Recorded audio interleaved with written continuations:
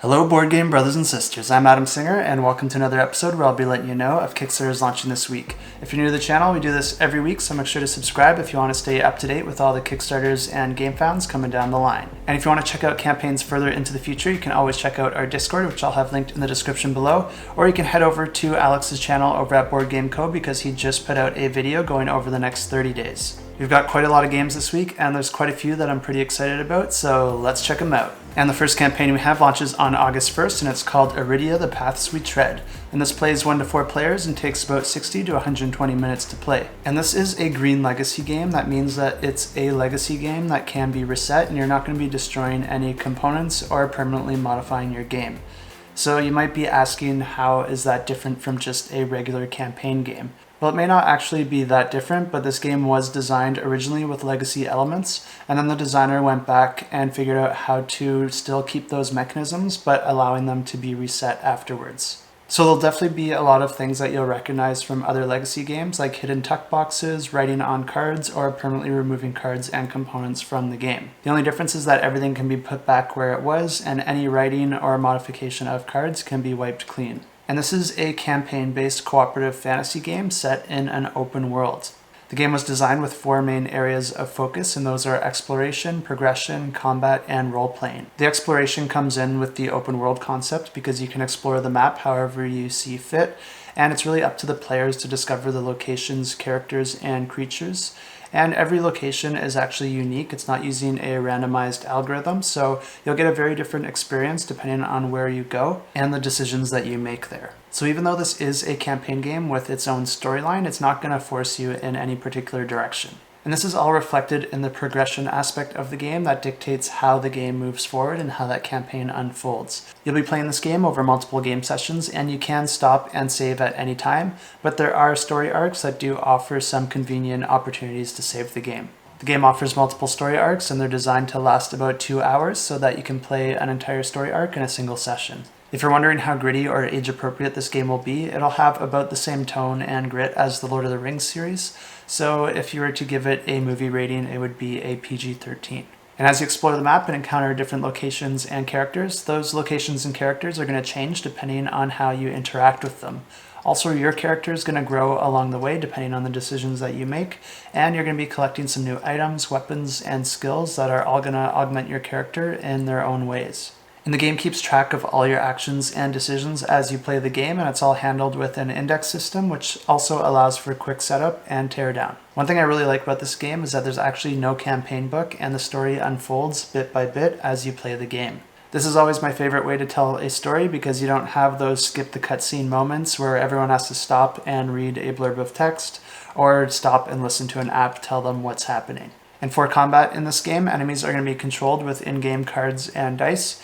And for both the enemies and the players, movement, range, and weapon type is going to matter. And one thing I really appreciate about the combat in this game is that it was designed with the mindset that if something can be easily forgotten in the game, then it's probably a better idea to try some other design approach. So I don't think you're going to see a lot of modifiers or afflictions that you're going to have to keep track of, or they're just going to be done in a little bit different of a way so that they're not easily forgotten. This is really great because it allows you to focus on your character and your strategies rather than having to spend all your mental overhead tracking the different states of the game and managing all the enemies. This game does have an aspect of role-playing, but it really just sets the stage for the role-playing, and it's really up to the players to decide how much they want to dramatize or dial back their characters as they play the game. The game also comes with pre-painted minis that will also help immerse you in the game. And we're starting off with a bang here because this one's going to be my pick of the week.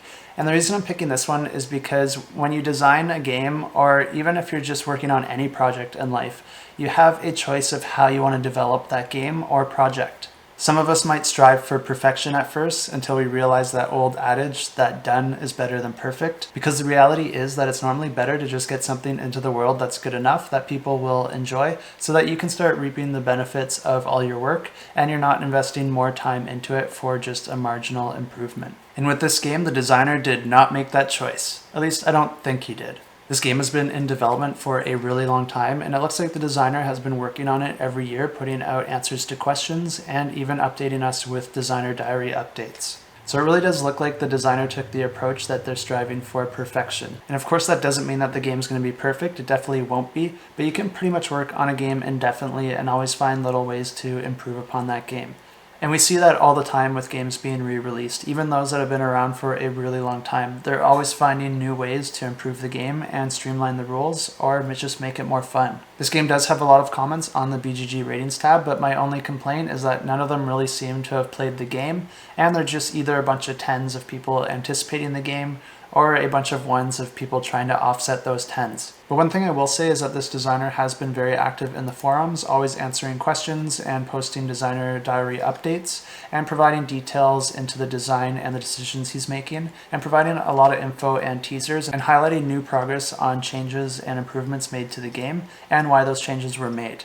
Many of these threads also mention the playtesting groups that he's been working with, so there's no doubt in my mind that this game has been playtested. But for all you designers out there, when you're doing playtesting, definitely ask your playtesters to leave a comment and review on BoardGame Geek, because this is the first place that a lot of us go just for some proof that the game has been playtested. And this is from the same designer that created the game Xia, which is a game that I've heard a lot of people talking about, and I know a lot of people like it. I haven't played it myself, so I can't speak to the design of the game, but if you're a fan of Xia, you'll definitely want to check this game out as well. Although it does make a lot more sense for publishers and designers to timebox themselves when they're developing a game, I really do appreciate the occasional time I see a game that's been in development over several years. This really does feel like a passion project, so I do think there's going to be a lot of attention to detail and probably a lot of moments that are really going to impress you as the player. I'm excited to hear more about this one, and I'm expecting some raving reviews, so my expectations are high. If this one sounds interesting to you, definitely check it out. I have links to all these campaigns in the description below, and you can go ahead and click to get notified of the ones that you're interested in. Also on the first, we have Henry's Feast, and this plays 2 to 5 players competitively, or it can play 4 players in team-based play, where you can have 2 teams of 2 players each. And this game plays 25 minutes per player, and it's a family-friendly game of Indian cooking and strategy. In this game, players are going to be competing to cook Henry's favorite dishes, and you're going to be juggling between running an efficient kitchen and racing to finish the 3 main feast recipes. During a turn, you can perform any number of passive actions, which just allow you to modify your pantry or discard cards, but the main thing you're going to be doing on your turn is your one active action. And for this one action, you can either go to the market and bring an ingredient back to your pantry, or you can go to the stock room, which you can bring an ingredient back to your pantry or straight to your cooking station, or you can go to the chef's corner to gain or steal recipes. And there'll be a couple recipes that you can complete. You can either complete a basic dish that grants special bonuses or victory points, and you can also complete combo sets of dishes. So if you complete different dishes that pair together in a certain way, you can actually get some bonus points. And as I mentioned earlier, there are 3 main feast dishes that players are going to be racing to complete, and the first player that completes all 3 of them triggers the end of the game and calls last call, and they also get some bonus points for being the first to complete those dishes.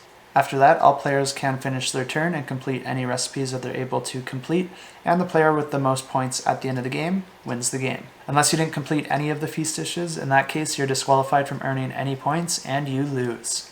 And the last game we have on August 1st is called Election Night in America, and this plays 2 to 4 players and takes about 45 to 90 minutes to play. And in this game, each player chooses a party and a candidate to run for office, and players are competing to run for presidency. To do this, players are going to be trying to influence different states to vote for them, and to do this, there's going to be 4 types of influence cards. There's the finance, social media, religion, and politics. And players are going to be using dice rolling to try and navigate their campaign while trying to avoid scandals and their opponents' schemes.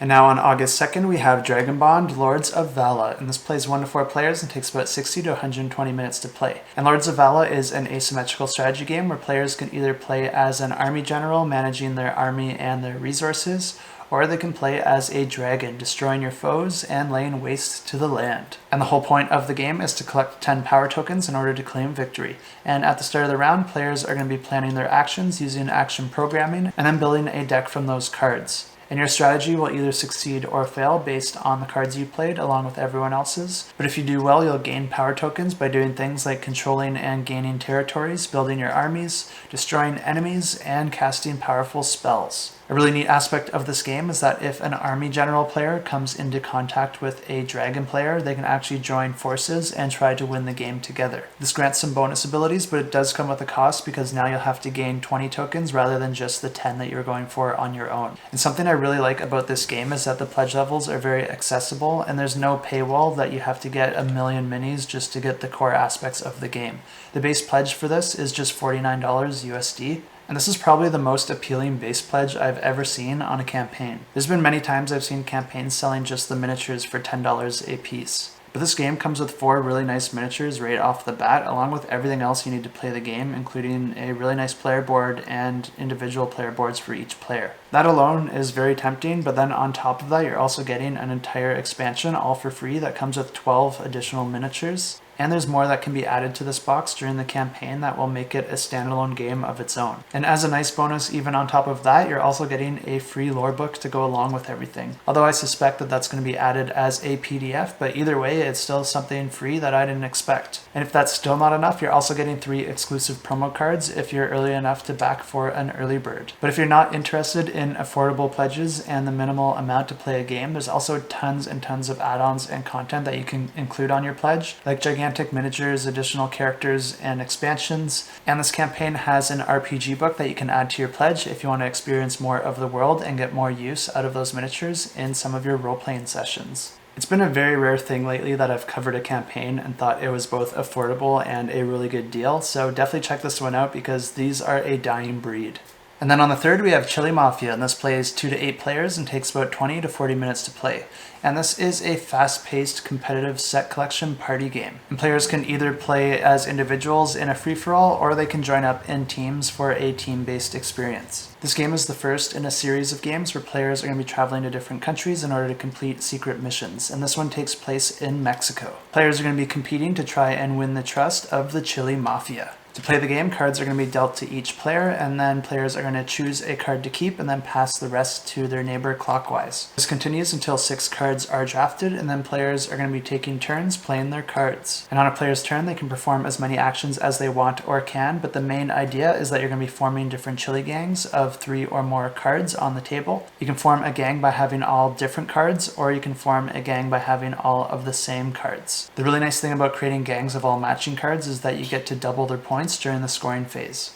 There is also a special wild card that can be added to any gang, and forming a gang is one of the actions that you can take on your turn, but you can also add a card to one of your existing chili gangs, or you can play a hot card. And the hot cards add some take that elements to the game where you can try to attack other players' gangs and make them lose cards. The neat thing about these hot cards is that you can only play 1 for each gang that you have that still has 3 or more cards in it. So if you want a lot of these cards, you're going to have to try and form a lot of gangs. You can also play an action card for some special abilities and bonuses, and then at the end of your turn, you draw 2 cards. The game continues this way until the Dawn Raid card is drawn, which was placed near the end of the deck at the start of the game. When this card's drawn, the whole game pauses, and players get to rearrange their cards however they like. And then the game continues until the entire main deck runs out of cards. And that's when the gangs get scored based on the points of the cards that you have in your gang. And there's a few things I really like about this game. One is that the deck acts as a timer, and this is something I always look for in a party game because it's just really good design because it keeps the game quick, and you don't want to end up with a win condition that really allows the game to go on forever. A lot of party games actually get this wrong, and one of the more popular ones that really mess this up is Unstable Unicorns. To win in Unstable Unicorns, you need to get 7 unicorns into your stable, but then as soon as any player gets close to doing that, they just end up getting targeted by all the other players who just end up using their cards to release all the unicorns from that player's stable. And this problem just gets worse and worse with a larger player count, which is what party games are supposed to be meant for. So it's really awesome to see that this game won't have that issue. And another really nice thing about this game is that there's no player elimination. It's pretty common to see elimination in party games, and it's really not the worst design for a quick game, but it's definitely a bonus if it can be avoided, which this game has managed to do. I also really like how the formation of your different gangs works. I think it's interesting how you have decisions on how you want to split up your cards, or if you want to create a lot of gangs so that you can play more of your hot cards, or if you want to try and make gangs of larger sizes so that they're harder for other players to try and whittle down. And then you also have the decision of, do you just want to mix your cards and make a gang, or do you want to try and save some of these cards for a matching set, which are potentially worth more points later. And a lot of the problems I have with many party games is not that they're simplistic in their design or that they have a high degree of randomness. There's a time and place for a game that you can just whip out and play, and the chaos can add a lot of excitement when the unexpected ends up happening. And it's really easy for us gamers to sometimes look down on mechanisms like take that as just a bad mechanism when it's not true at all. Sometimes we need to take a moment and recognize that some some of our favorite games actually use these mechanisms, like Cosmic Encounter or even Terraforming Mars. I'm kind of going on a rant here now, but for those of you that actually watch my videos, you may have noticed a trend that I do focus more on the design aspects of a game. And this party game looks like it's really well designed, so I just want to point that out. So if you ever find yourself thinking about grabbing Unstable Unicorns or Exploding Kittens, definitely stop and grab this one instead because it's much better designed.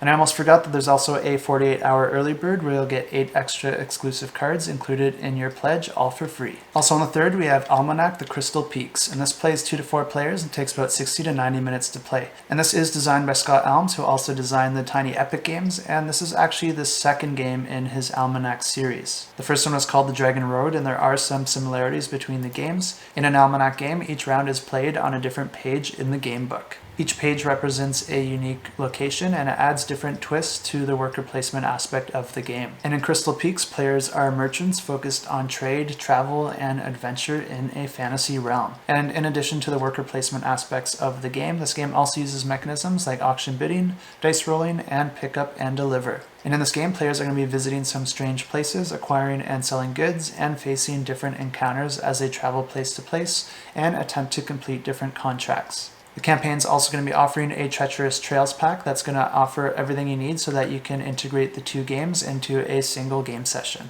And next on the 3rd, we have Dino Dodge, and this plays 2 to 5 players and takes about 15 to 30 minutes to play. And this is a competitive game where players are going to be dinosaurs moving across different cards, and players are going to be playing action cards to dodge falling meteors and other threats, or move their enemies closer into those threats. On a player's turn, they draw a meteor card and then place it above a location. Meteors can have different numbers along each edge counting down, and these numbers represent the current distance that meteor is from hitting Earth. The active player then plays as many action cards as they like, and then their turn ends and all meteors are rotated so that they're one number lower, closer to the Earth. If they're rotated to the edge that says boom, then they actually hit the Earth, and any player that's caught on that location tile has 1 action in order to try and move out of the way. And if they're unable to, then they're eliminated from the game. The game continues like this, and the last player standing wins the game. Also on the 3rd is Avatar: The Last Airbender, the RPG. And this is a role-playing game set in the world of Avatar: The Last Airbender and The Legend of Korra. And in this game, players are going to be playing as heroes in this world. You're going to be building your own character using templates from the playbook, and you're going to be able to pick your different bending arts, or if you'd rather, you could choose to be proficient in a technology or weaponry. Players can actually choose from 5 different eras to explore the world, and these range from before, during, or after Aang's era. And players are going to be working together to travel through the world and the spirit world, protecting towns and people, negotiating peace between nations, and pursuing mysteries and villains that arise along the way. I've only ever watched the original Avatar, and it was a pretty awesome series. I definitely recommend it. I heard enough bad things about the movie and Legend of Korra, so I never ended up watching those. But I am pretty excited about the rumors for a live-action series on Netflix sometime in the future. I just want to take a second and mention our sponsor, KickstarterGames.com. They have a wide selection of games, so if there's a game that you've been planning to buy, definitely check them out because you can use the code SHELFCLUTTER to get a whopping 15% off your entire cart. A small percentage of any sales made there will come back and help this channel, so you can really feel proud about doing a good deed every time you play that game. They also do giveaways every month, and all you have to do to get signed up for all of those is just sign up to their newsletter. Definitely go ahead and check out KickstarterGames.com and use that coupon code SHELFCLUTTER, and I'll have a link in the description below. And next on the 3rd, we have Legends Academy, and this plays 1 to 4 players and takes about 45 to 150 minutes to play. And this one is our Discord pick of the week. And in this game, players are characters from folklore, but from a time before their story was told. Some of these characters that you might know are Alice in Wonderland, Little Red Riding Hood, Paul Bunyan, and Robin Hood. And at this school, players are learning the skills and wisdom that they need to take their place in their storybooks. And this game is a competitive Euro-style game that combines deck building, worker placement, and dungeon crawling into a cohesive experience. Each game takes place over 2 adventures that tells the story of a classic novel like The Jungle Book, The Gulliver's Travels, or even Treasure Island. And these stories come in these really cool adventure novel tuck boxes that are going to have all the components that you need for that story. And each adventure has 4 rounds, and each round has an adventure phase and a school phase. And on your turn during the adventure phase, you're going to be playing a stamina card, which comes with a really neat mechanism that determines how many action cards you can play on your turn. Stamina cards are played horizontally, and then you can play a card on each edge of it. But then you can also link stamina cards together because it allows you to play an additional card at each joint of those stamina cards. And then you're going to be playing these action cards to complete different objectives based on the story that you chose, but then also gaining victory points by completing story-specific tasks. The school phase is an opportunity to train your character and evolve your character to gain some pretty awesome, powerful abilities and skills. You'll be able to attend different classes to unlock branches of your skill tree on your player board, and you can choose how you want to unlock your skill tree in every game, so even if you play the same character in another game, you can have a very different experience. This game does use deck building, so as you unlock new skills in the skill tree, it's going to grant you new cards that you can add to your hand to be used throughout the game. But then on top of all this upgrading, you can also upgrade your cards through card crafting. And this is done by adding transparent cards into the same sleeve as the card that you're upgrading, and you can add up to 2 upgrades to a single card. So if you love upgrades in games, this one's going to be a powerhouse in that area. And one thing I really like about Eldorado Games is that they're always very vocal about their playtesting, and they're always engaging with the community. They do have their rulebook and a tabletop simulator link on their campaign page, so if you want to give that a read or a play, definitely give them some feedback, because they're always willing to listen to ways to improve their game. And although Arydia got my pick of the week for other reasons, this campaign is the one that I'm personally most interested in backing. On their own, I'm not super interested in Robin Hood or Alice in Wonderland themes, but mixing all these characters into the different worlds sounds like a really fun concept that I'm just way more interested in. And the game looks like a ton of fun, and it's already getting a lot of great reviews, even though it's still actively in development. The price point is also very appealing to me, but for me to give up space on my shelf, it's really going to depend on how this campaign goes and what sort of stories and characters they add to the game. Right now, the number of playable characters is equal to the player count, so if you're always going to be playing this with 4 players, like I probably will, you're not going to have any variety in your party across games. So if they're able to add just even a few more characters, I think that'll go a long way with the amount of variety it'll add to the game, and this will definitely get a back from me. I personally really love to see more of the wild or eccentric characters show up, especially if they're exclusive to the campaign. Other companies like CMON put those more risky characters in the exclusive non-retail version of the game. I'd love to see it in other campaigns like this one as well. And don't hate me for this, but I'd also love to see a story in the Cthulhu mythos. And also on August 3rd, we have Lands of Galzyr, and this plays 1 to 4 players and takes about 60 to 150 minutes to play. And this was also a really close runner-up to being our Discord pick of the week. And this is an open world exploration game that takes place in the same world as the Dale of Merchants and the Dawn of the Peacemakers, which are previous games released by this designer. And in this game, players are going to be completing different quests and meeting different characters, and their actions and decisions are going to affect the world as the game moves forward. And this game plays in Chronicles similar to Oath, where it's a continuous adventure and the game remembers where you left off, and every time you play it, it's going to pick up in the same state as where you ended in your previous game session. So rather than being a set campaign, you can pick it up and play it as many times as you want,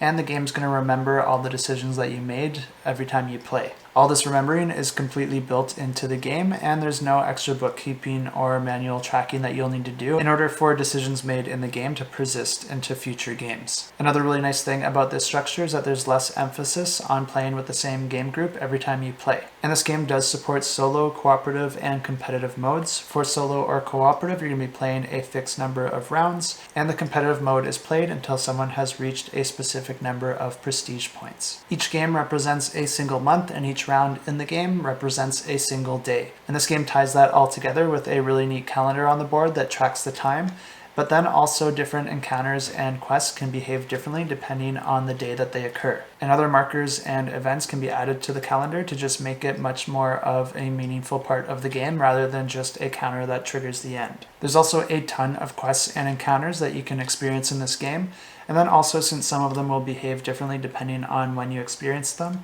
adds a ton of variety to this game. As you play the game, you'll be linking together all sorts of different stories, and this is all going to be managed through the Book of Adventures.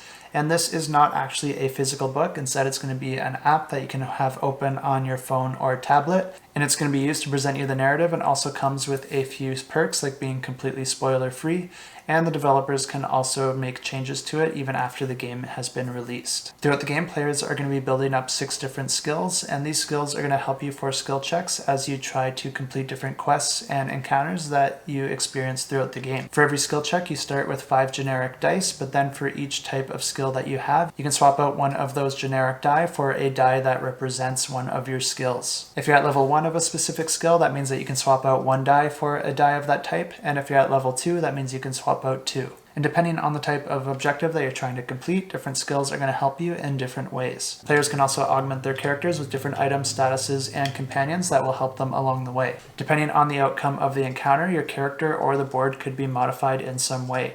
And to modify the board, you'll be placing down different cards to change areas of the map. Then your character may also be modified with different boosts or afflictions. And also on the third, we have Turf War, and this plays 2 players and takes about 15 to 30 minutes to play. And players are going to be competing in this tableau builder to race to have the nicest yard on their block. Each game starts with different randomized neighbors put out on the block, each with their own set of preferences. And players are going to be trying to compete to meet those preferences and win those neighbors to their side. These preferences are represented by different icons, and you're going to have to match those icons to fulfill that neighbor's requirements. At the start of a player's turn, they can choose to either be at home or away. If you choose to stay home, you gain points and abilities by playing cards onto your tableau, and you can sway neighbors to your side if you meet their requirements by matching the appropriate icons, and then you gain those victory points. If you instead choose to go away, then you can earn money and then also use that money to gain new cards from a shared market. But there's always a risk with going away because you're leaving your yard vulnerable to the other player. Some of the different cards that you can play are ornaments that gain you points, plants that expand your yard, features that grant you a persisted special ability that lasts throughout the entire game, or a tool that gives you an immediate special ability that you can use only once. There's also pests that you can use to sabotage your opponent's yard, and the game ends when the last neighbor is swayed and the player with the most points wins the game. Also on the third, we have Council of Backyardia, and this plays 1 to 5 players and takes about 30 minutes to play. And this is a trick-taking game that uses the Mancala mechanism to dynamically shift which suits are the most powerful throughout the game. And if you're unfamiliar with this mechanism, it's when you pick up a bunch of tokens from one location and then spread them across multiple locations one by one. And this game's played over 3 rounds, and each round players are given 11 cards, and a leader will play a suit, and the rest will have to follow that suit if possible. The player who plays the strongest card of that strongest suit wins that trick and takes those cards. But the player who played the lowest on-suit card gets to visit the council on the board, and this is where the Mancala mechanism comes into play, because this player gets to choose a suit and collect all those tokens and then distribute them across the board. This continues until the remainder of the round, and at the end of 10 tricks, all players will have 1 card left, and you're going to want to try and control which card you're left with, because whatever suit that card is specifies the allegiance that you hold at the end of that round. This allegiance grants you additional bonus points at the end of the round based on the tricks and suits that you've won of that type. The player with the most points at the end of 3 rounds wins the game. And the next campaign we have is for Meepology, but this is not a game. Instead, it's kind of board game adjacent.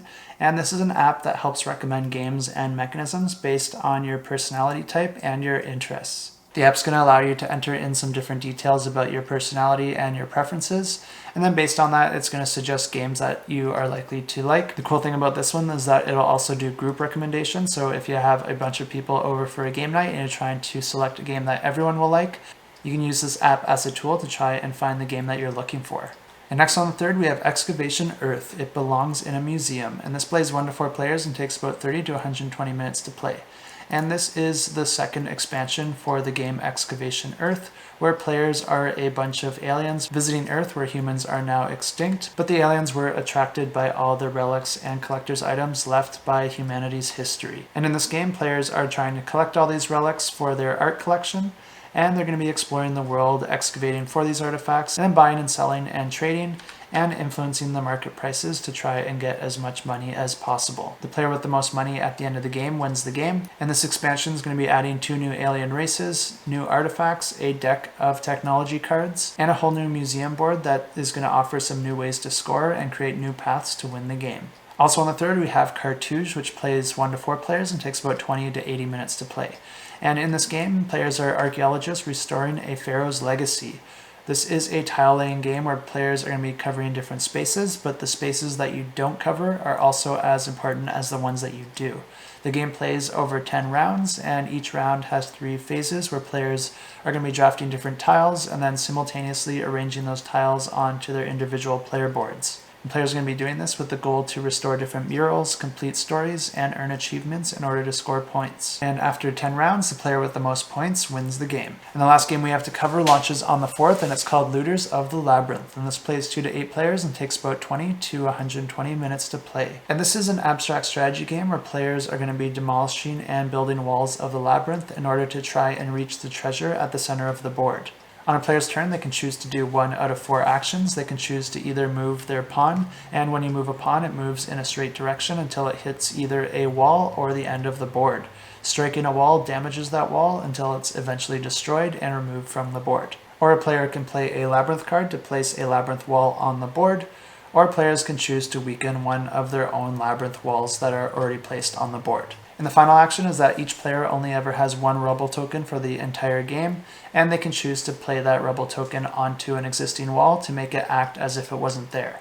The game ends when there's no longer enough treasure to modify the player's ranks, and the player that has the most treasure wins the game.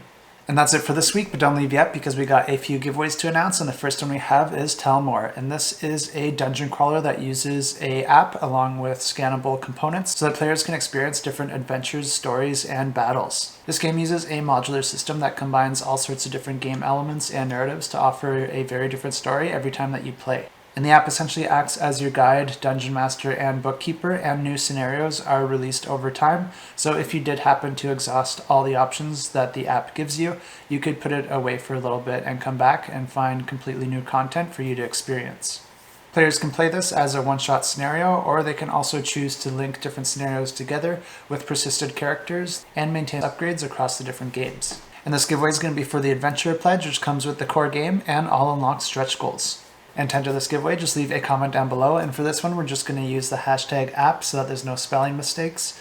And all you have to do is leave a comment letting us know of a board game or board game app that you would recommend. For me, I really like the solo modes on the Agricola and Terraforming Mars apps, and I play those all the time. I think they're only around $10 each, and I definitely got my money's worth. And the next giveaway we have is for a pledge for Zorro the dice game. And in this game, players are competing to level up their character, perform different heroic feats, take out different villains, and eventually take out a final villain, and the first player to do that wins the game. This campaign also introduces an expansion to the game that allows players to have an ally that they can also level up and gain some special abilities through. It's also going to introduce some new cards, equipment, and villains, and the concept of stunt tokens, and they can be spent during the turn to do things like reroll some of your dice or switch some of the objectives that you're going for. And if I didn't mention it already, this is a dice rolling game that features similar dice rolling to that of Yahtzee or King of Tokyo. And this giveaway is going to be a really nice one to win because it's going to be for the deluxe base game and expansions pledge, which comes with the core game, the first expansion, and this expansion, all in their deluxeified forms. So this pledge will get you caught up with everything so far, and it also gets you a really nice big box solution and a felt dice rolling tray.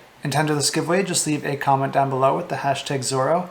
And Zorro always carves a Z into his fallen foes, so let me know if you were Zorro, what would you cut into your foes? I'd have to go with my logo, but then I might get worried that people just want to get defeated by me so that they can have pretty much the coolest tattoo you could ever get. Let me know what you pick in the comments below. And remember that we're not teenagers here. Unless you are a teenager, in that case, do whatever you're gonna do. And the last giveaway we have is for Not Enough Mana, and this is a game where players are all wizards and they're competing to destroy each other using some epic spells, curses, and artifacts, all while replenishing their own mana and health by drinking magical potions. Magical potions most likely being alcoholic because this is a drinking game. At the start of the game, players are going to draw 5 cards each and start with 10 health points, and players are going to be spending their mana in order to cast different spells to damage opponents, cause their opponents to lose cards, or refill their own health or cause other in-game effects. Players are going to have to periodically refill their mana, and they can do that by taking a drink, which replenishes 3 mana points. Players are eliminated from the game if they run out of health points or if they're simply no longer able to play due to drinking too much mana. The game continues like this until there's only one player left, and that player wins the game. And this game is being created by the same team that brought you the game Superhot, which is a really fun action video game where time only moves when you move. For this giveaway, they really wanted to give you something that you could have immediately, so rather than a pledge to a game that you'll get a year later, they donated 10 Steam keys for the game Superhot that are not region locked to any location, so they're completely worldwide, and anyone can use them. So since we have 10 Steam keys, I was trying to think of a fun way to give these out. So I think what I'm going to do is do some giveaways here on YouTube and then some giveaways on the Discord. So what I'm going to do is give away a key every single day for the next week over on Discord. So that'll be 7 chances to win. And then I'm going to give away the last 3 here on YouTube, and all you have to do to get entered into that is just leave a comment down below with the hashtag Superhot. So good luck in the contest here and over on the Discord, which I'll leave a link to in the description below. And now let's go ahead and draw the winners for last week's giveaways. And the first giveaway we have is for a pledge for Beyond the Rift, A Perdition's Mouth, and to draw a winner, I use this fancy application here. And all these extra names down here are bonus entries for my Patreon subscribers. If you like this sort of content and you want to help out the channel, definitely check that out. I really appreciate it. And it gets you some nice perks like bonus entries into these giveaways. So let's go ahead and draw that winner. And our winner is Red Beetle. And this is one of our Patreon subscribers, so congratulations. I'll reach out to you and let you know you won yourself a pledge for Perdition's Mouth Beyond the Rift. And the next giveaway we had was for Ryder the card game. So let's go ahead and draw those comments and draw the winner. And our winner is Joseph Sanko. Congratulations, Joseph. I'll reach out to you and let you know you won yourself a pledge for Ryder the card game. And the last giveaway we had was for a pledge for Milhouette. So let's go ahead and draw those comments and draw the winner. And our winner is Cartouche. So lots of winners from the Patreon, obviously, so I'll reach out to all of you and let you know of the pledges that you won. And that's all we have this week. Until next time, keep that shelf cluttered and the table full.